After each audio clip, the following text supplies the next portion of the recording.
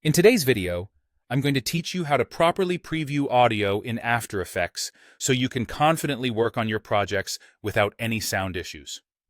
Now, if you've ever found yourself struggling to play audio or video in sync, or if you've been facing challenges with audio hardware settings, this guide is just what you need. Let's dive right into it. First things first, you'll want to make sure that your audio layer is visible in the timeline. It's crucial for ensuring that the layer is not muted. This is indicated by the speaker icon on the left side of the layer. Make sure it's not grayed out, as a muted track means no audio will play, which could lead to unnecessary troubleshooting. Next, let's open the Preview panel. Navigate to Window in the top menu and select Preview. This panel is a powerful tool that should never be overlooked. Within this panel, ensure that the Audio checkbox, or the speaker icon, is enabled. This setting allows your audio to play when you initiate a preview.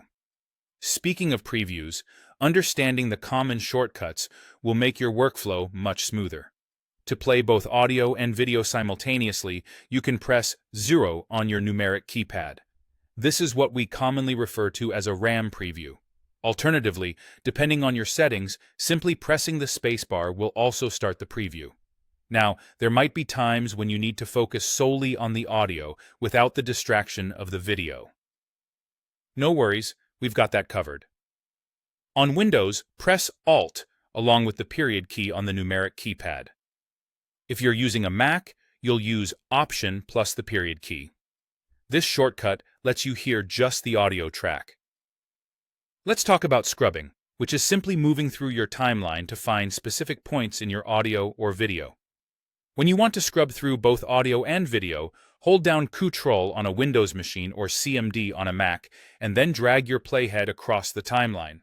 However, if your aim is to scrub only through the audio, you can hold Ctrl plus Alt for Windows users, or CMD plus Option on a Mac while dragging the playhead. Lastly, and certainly no less important, are the audio hardware settings. Many audio issues may arise from incorrect hardware configurations. If you're on Windows, go to the Edit menu, select Preferences, and then choose Audio Hardware. Mac users will do the same, but starting under After Effects. Here, you need to verify that the correct output device is selected. This is a common oversight yet so simple to fix. And there you have it. With these steps, you can preview audio efficiently in After Effects, ensuring your project is perfectly synchronized. Thanks for watching, and see you in the next tutorial.